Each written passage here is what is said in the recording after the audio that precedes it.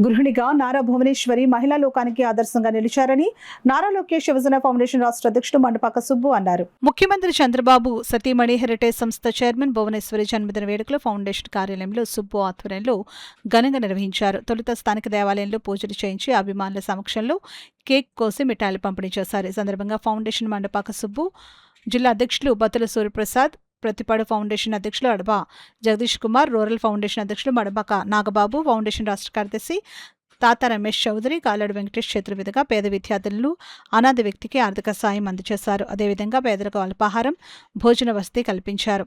5 కేజీల రైస్ బస్తాలు, చీరలు, దుప్పట్లు పంపిణీ చేశారు. సుబ్బు మాట్లాడుతూ సీఎం చంద్రబాబు కష్ట సమయంలో ఉన్న సందర్భంలో భువనేశ్వరి అందించిన నైతిక స్థైర్యం కొనియాడదగినదని అన్నారు. పేదలకు సేవ చేయడానికి అధికారం, పదవులు అవసరం లేదని నిరూపించారని అన్నారు.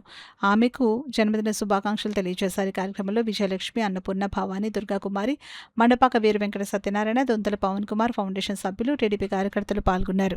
నారా భువనేశ్వర్ గారికి రాష్ట్ర కమిటీ తరపున నా తరపున హృదయపూర్వక జన్మదిన శుభాకాంక్షలు తెలుపుతూ, మరి ఆనాడు నారా చంద్రబాబు నాయుడు గారు లేనిపోని కేసుల వల్ల రాజమండ్రిలో జైలు శిక్ష అనుభవిస్తుంటే మరి మా భువనేశ్వరమ్మ ఒక ఝాన్సీ రాణిలాగా బయటకు వచ్చి రాష్ట్రంలో చంద్రబాబు నాయుడు రియల్ సీట్గా రావాలని ఆవిడ చేసిన కృషి మేము మరవలేనిది.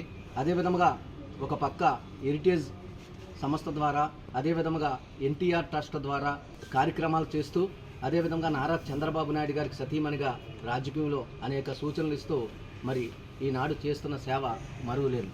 మరి ఆమె బాటలో చాలామంది స్త్రీలందరూ ప్రయాణించాలని ఆవిడ బాటలోనే నారా చంద్రబాబు నాయుడు గారి సతీమణి గారి పుట్టినరోజు సందర్భంగా కాకినాడ పెద్ద మార్కెట్లో గల మండపాక సుబ్బు గారి ఆధ్వర్యంలో అమ్మగారి పుట్టినరోజు వేడుకలు జరుగుతున్నాయి.